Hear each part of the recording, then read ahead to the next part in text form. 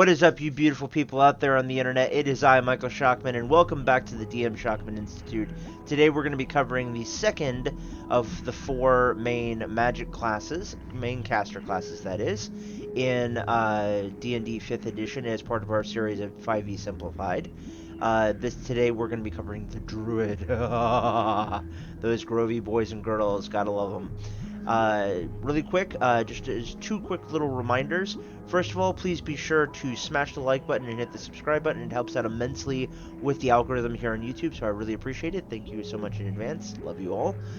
Secondly, as a quick reminder, we are going to be doing and continuing on with our screenshot-based simplified version of for this video, we will be going on going forward.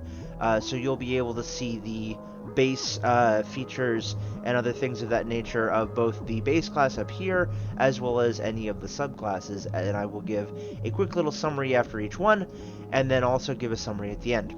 So with that out of the way, let's dive today into the Druid. So the Druid.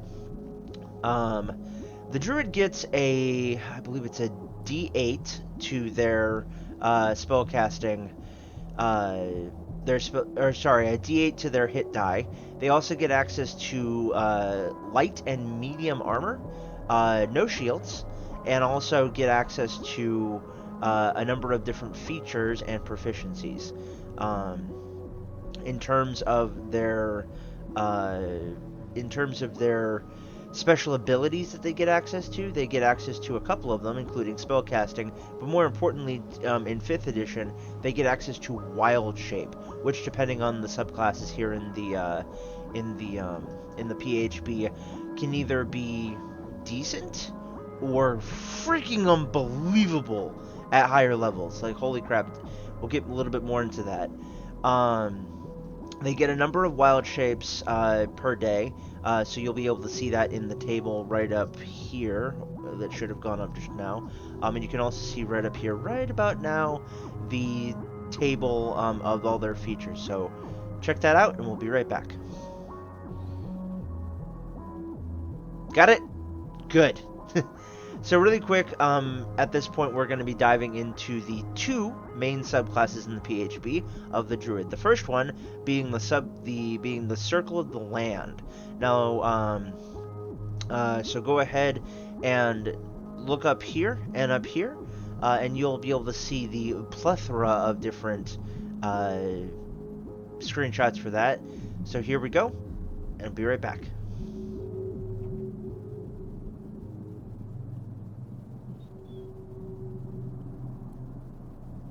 Got it? Sweet and good. So the Circle of the Land, simply put, is the Druid. Do want to give a quick preface on this. The Druid is a tale, at least in the PHB, of two different paths. There's the path of the wild shaping, and there's the path of casting. The Circle of the Land is the latter. The Circle of the Land is the caster. They do have wild shape abilities, but it is limited in that they focus more on using their connection with the energies of the living world to be able to cast more powerful spells. I don't remember which one, as kind of a reference, Keyleth was. I want to say that she was a Path of the Moon, but don't quote me on that. I seem to think she also might have been a Path of the Land, but I'm not sure. Check it out. Leave it in the comments telling me if you know one way or the other. I would really appreciate that clarification. So thank you so much. But yeah, simply put, the Circle of the Land is very much the caster, and they have a number of different sub-circles that they can go to, including but not limited to coastal, grassland, swamp, forest, desert, and a few other ones. Each one giving a certain number of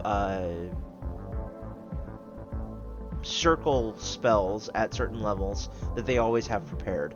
All druids, like the cleric class, already have access at the full thing to all of their spells. They just need to prepare their spells rather than knowing them, so they can kind of pick and choose on a day-to-day basis what they want to use in their toolkit, which is kind of cool. and the Circle of the Land just kind of goes above and beyond with this.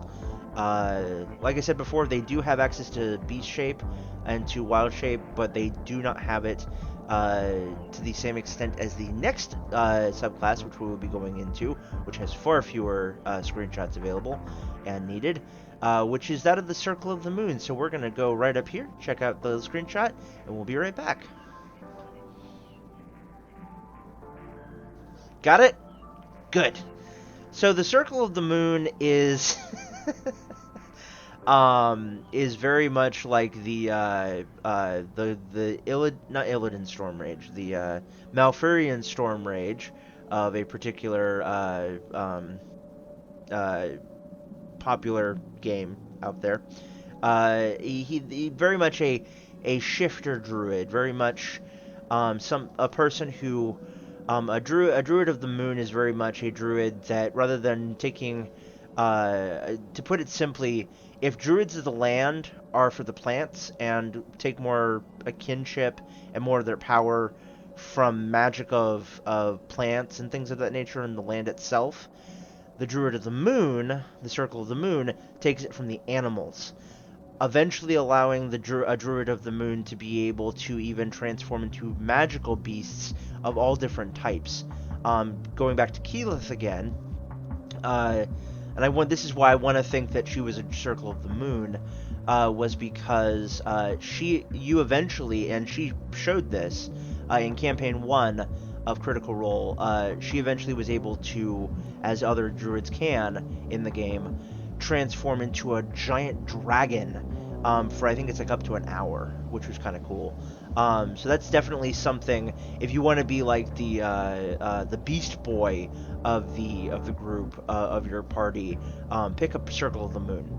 Um, Interestingly enough, this class in the PHP only has these two subclasses, so I'm going to move on to my overall summary of the class.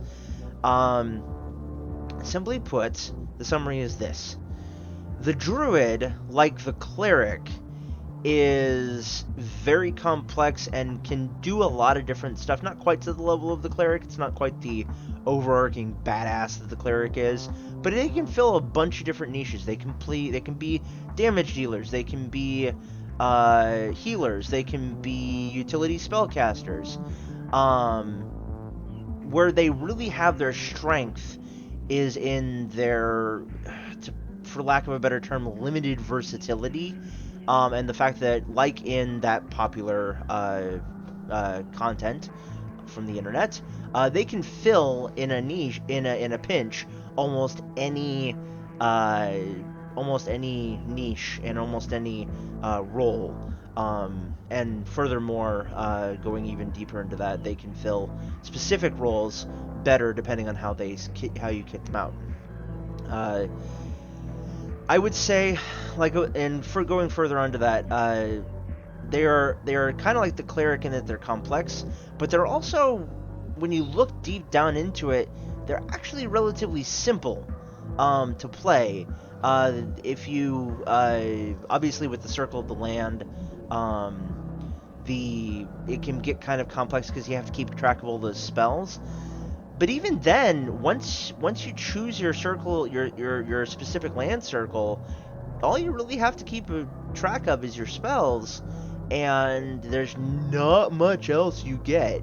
I mean, you get a bunch of stuff. You get all the normal stuff from a regular character, but it's not much. It's not any really realistically any more complex than some of your more mid-range classes. So with that being said, I would say that for the PHB versions of the Druid, I would probably put this at a probably a mid intermediate to mid advanced, kind of in that little breakaway area right there, that little mid range tier, upper mid range. Highly recommend them if you want to play either a Malfurion Storm Rage or a Keyleth, or hell, even a Swamp Thing if you want to go with more of a Marble type of thing. Highly recommend them. They're really cool classes. Gotta love them. Uh, But thank you guys so much for joining me. This has been your episode, this week's episode of 5e Simplified covering the Druid. Really quick before we sign off, please be sure to follow the links down in the description. You know what they do, you know where they go. I'm Michael Schockman. I've been your host and commentator. And remember, as always, folks, keep it real, keep it safe, keep it healthy, and we'll see you guys again soon in the Institute. Bye, guys.